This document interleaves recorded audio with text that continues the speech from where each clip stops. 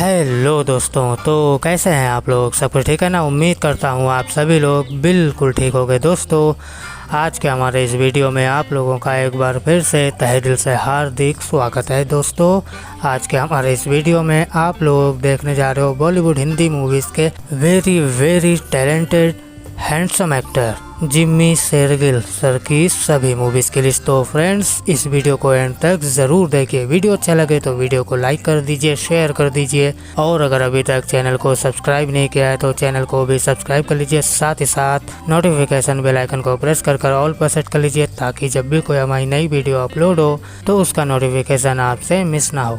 तो चलिए फ्रेंड्स, बिना आपका टाइम वेस्ट करते हुए आज के हमारे इस वीडियो को स्टार्ट करते हैं।